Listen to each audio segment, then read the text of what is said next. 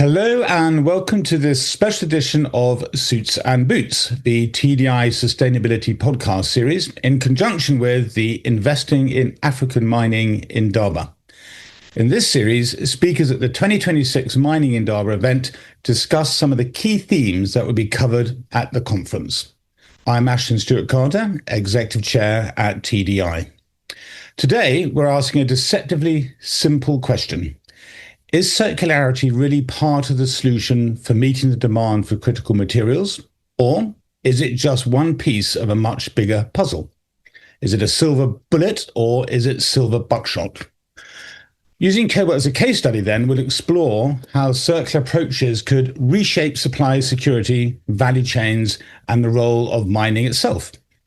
I'm delighted to be joined today by Susanna McLaren and Tom Fairlie from the Cobalt Institute to unpack what's possible, what's missing, and what needs to change next.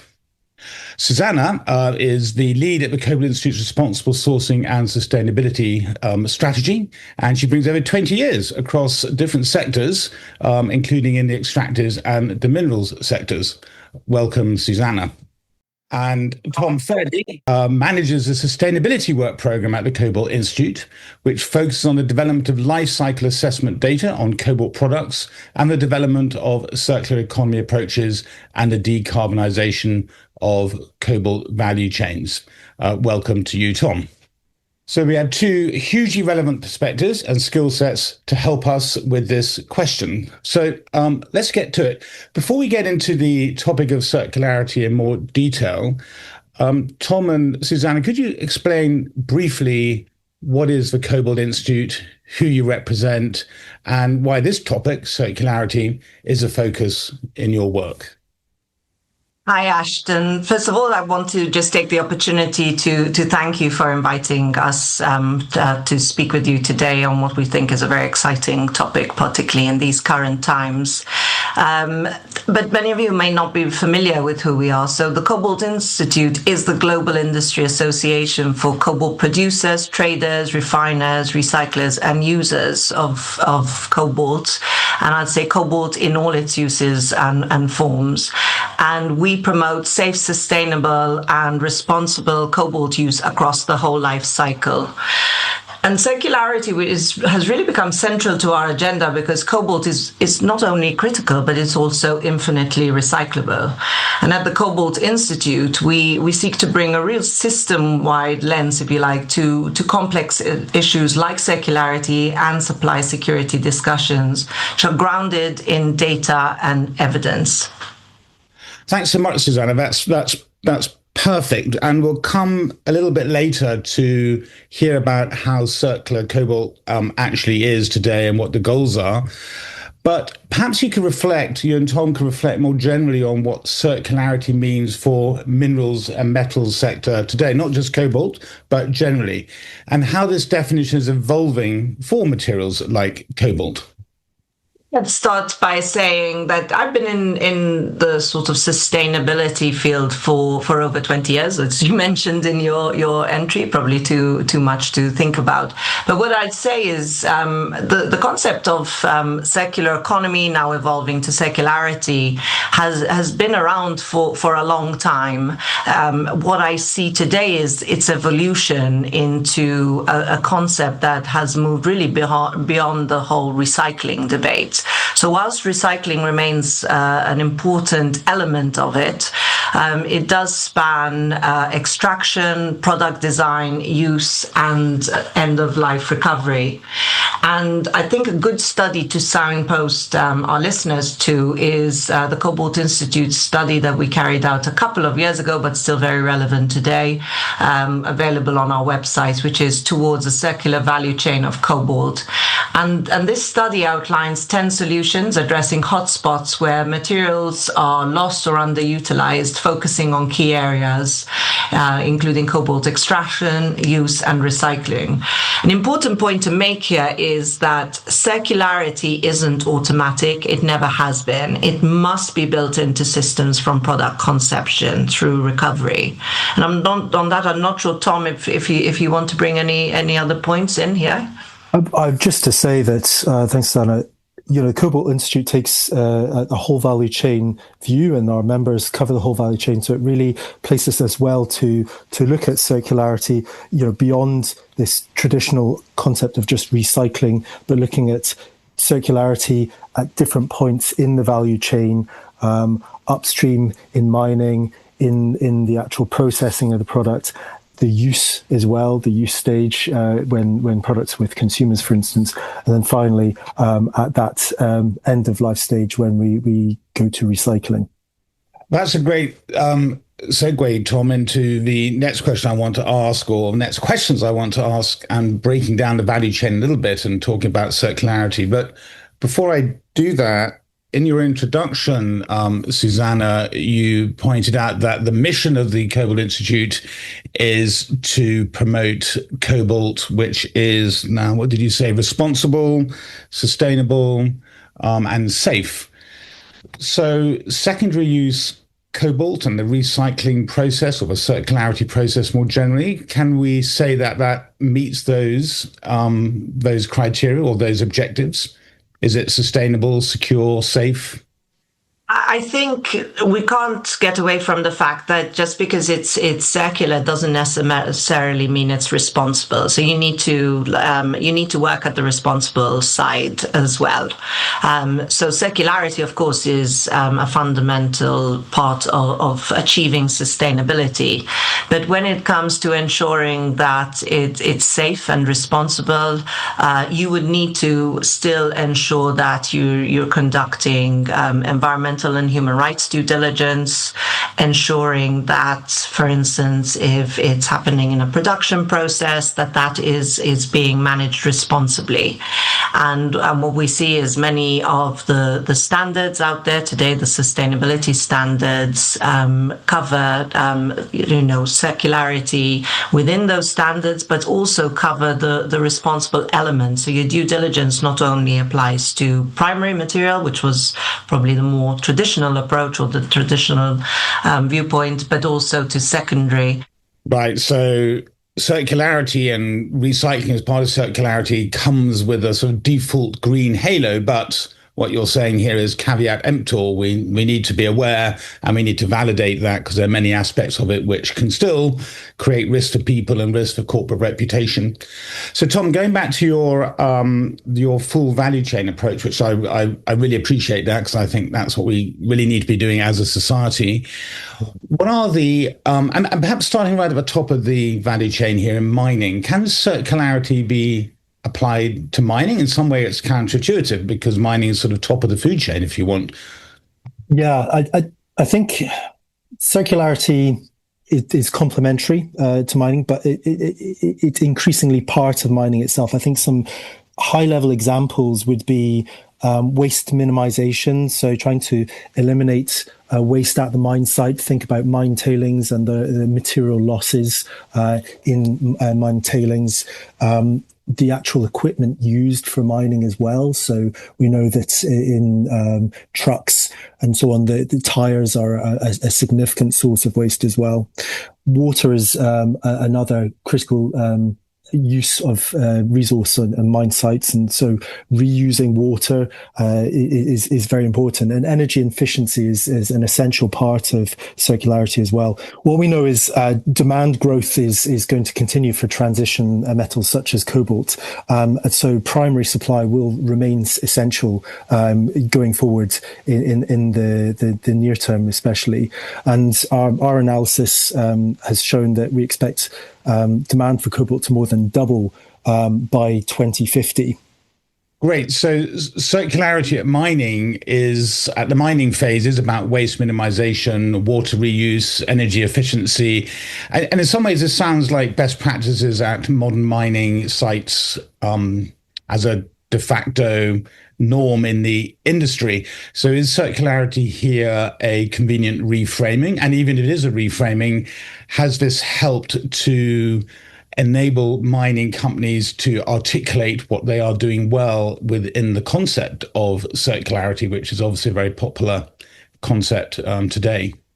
I would say in some respects it is, definitely it's best practice and it's what companies should be doing, being efficient, minimizing waste, reusing resources where they can. But I think it's also about resilience as well. We know there's grade erosion happening as there's greater extraction. So making use of waste helps counter that. We know that climate change is impacting access to resources such as water. So reuse of water can improve efficiency there, and greater demands on grids again means that if we can be more energy efficient or perhaps use on-site renewables, we can again become more resilient in the face of those challenges as well. If I can come in here, one thing I observed from having visited, for instance, the copper cobalt belt in DRC is really that clearly at the outset it wasn't a core principle, because if you look around and you see the historical tailings and the huge mountains of mining waste, I would say best practice has come and is emerging, but it perhaps wasn't originally in front of mind, and it's now that the mining companies are really understanding, for the reasons that Tom mentioned, that there is real potential there to do something less in the first instance, but sort of more with what there is already. I think a really good example is ERG's metal core site, which is really remining of tailings, and therefore shows a completely different mindset to how you approach mining. Right. So what I think circularity does at the mine, then, listening to you two, is that it forces managers to look at these waste streams and give those waste streams value. And if they're value, they no longer become waste. So if we can get to a zero waste mine, because we've found other uses which have value for what has been, which isn't a core part of the processing of minerals to metals, then we can eliminate and become more circular right up at the mine. So going downstream from the mine then, Tom, what are some of the other gaps you see technologically, economically, or systemically in the cobalt value chain? And perhaps start with giving us a few facts about how much cobalt is actually recycled in the global economy. Yeah, thanks. Obviously, we've touched on the upstream and the potential of mine waste, but downstream there's real potential. I think where circularity works today well, with cobalt in particular. Cobalt, obviously, its main use is in electric vehicle batteries now, and that's where its main demand is. And pre-consumer EV battery manufacturing scrap really dominates current recycled cobalt supply. And will continue to do so in the short term until the fleet of electric vehicles that are on the road today finally reach their end of life at volume, which hasn't quite happened yet. But there are some sort of missed opportunities we see as well. One in particular is around e-waste. And in 2022, some 34,000 tons of cobalt ended up in e-waste. Now, if all of that cobalt was recovered, and that was about the equivalent of a sixth of global mine supply that year. So a real opportunity there that will require investments, policy change, and so on. Now, in the next decade or so, certainly through 2030 onwards, as I say, the fleet of electric vehicles on the road today are going to come to their end of life. The life of these batteries is actually longer than we originally anticipated. So the sort of 8 to 10 years is now more like 12 to 15 years. So this data is moving out. But in this period post-2030, we're expecting a significant increase of end-of-life vehicle batteries with a CAGR of some 30%. So an explosion in the availability of this materials. The other challenge, processing recycle materials profitably requires economies of scale. You need to have the volume of material to maintain a process. And this means, as I say, the effective collection, trade, and processing infrastructure in place globally. There's a core economic truth that we need to explore here, and this is really that circularity works where the value of the recovered materials exceeds the processing costs. And so you need to have high value materials to recover, particularly when we look going back up to the upstream and historical tailings and for instance slag sites as well. It might not actually be economically viable to recover the materials, but it also might not be environmentally viable either, and there might be potential greater harm that can be done by trying to recover the materials rather than leaving them in place. Thanks so much, Tom, for those explanations. There's two questions which came up for me while you were talking. One is kind of a bit more conceptual. It's about sustainability more generally. So you said that one thing that hadn't been anticipated perhaps was the length of the life, or the primary life of the batteries. Although I think Tez has always said their batteries would last for 12 years. You know, from a kind of sustainability concept, the idea would be for batteries to last longer. And when I spoke to a battery engineer a couple of years ago, they said, well, we can make a battery last as long as you like, but it's just going to meet more cobalt beyond the 2% that's in there already. But it'll be at a price point that the consumer isn't ready to bear just yet. So presumably if the cobalt price stays lower, batteries could be made to last longer at a similar price. So there's a sort of a sustainability commercial conundrum there. So that's kind of question one, or I'm not sure if it's a question. I guess I'm kind of pointing out how do we think about sustainability and circularity when we take those factors into consideration. And the second one is, you know, we talked about the different phases of the value chain and circularity. Well, you know, it is circular, and the beginning, I think, of the circle, if there is a beginning of a circle, is the actual design. So you talked about the economics, and the materials have got to be valued. It's got to have high enough value for you to actually spend the effort in extracting it from an end of life product.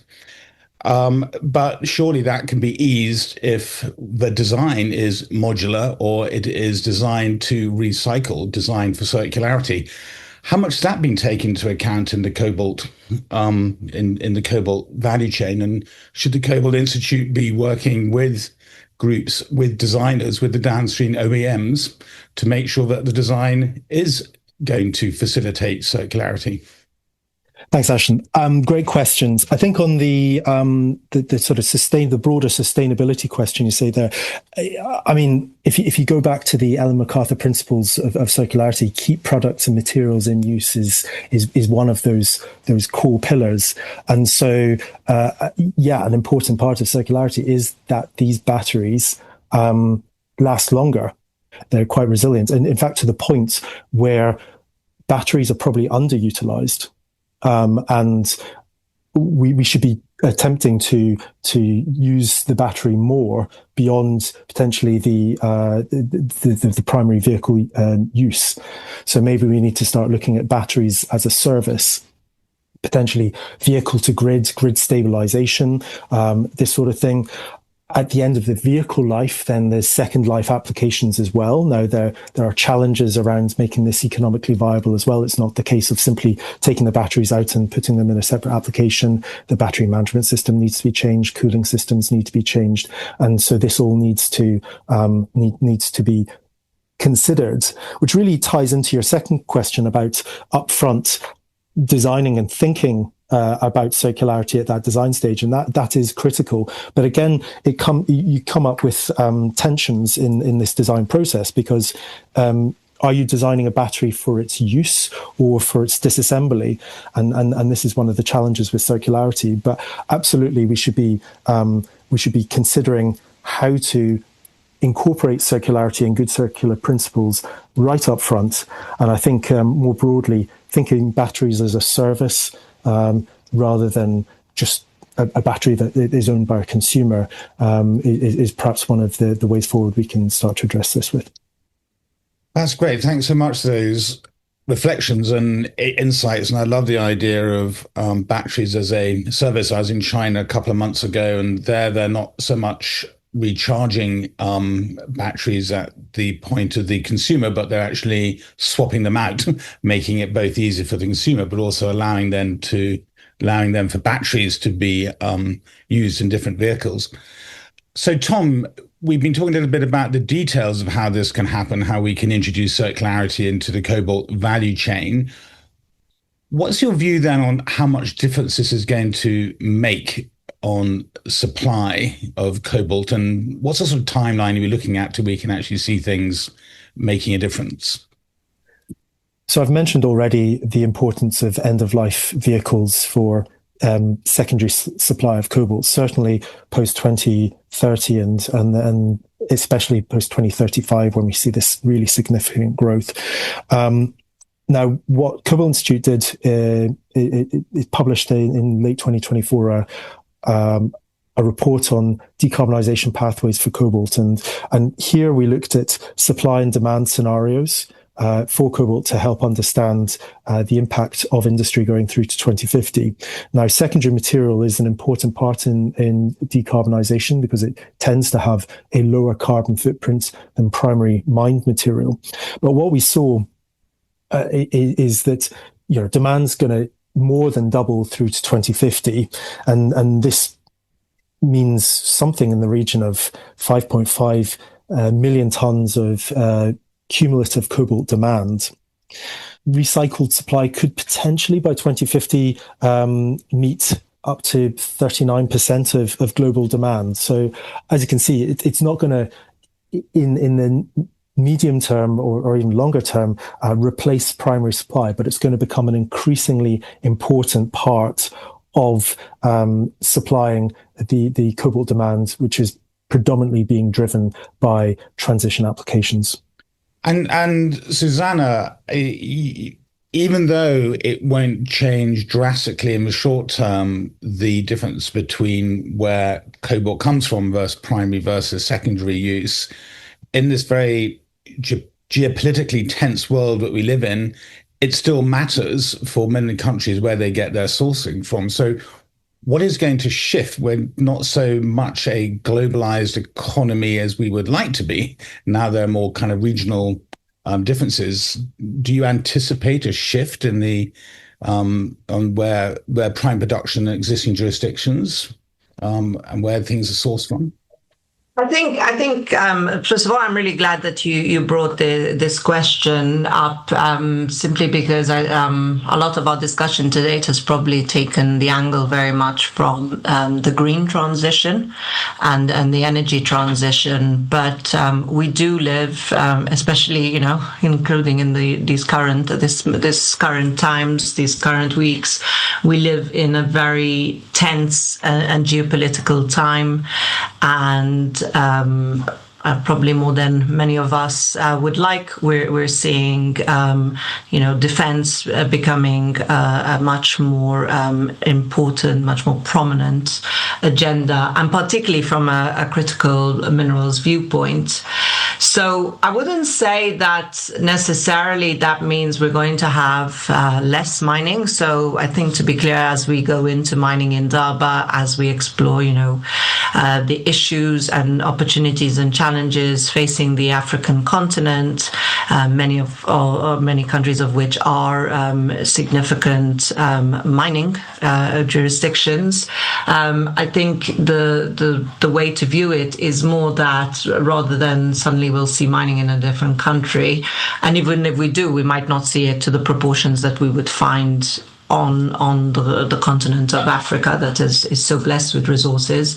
But the way to view it is really that governments are really increasingly viewing circularity as one tool within broader supply chain strategies.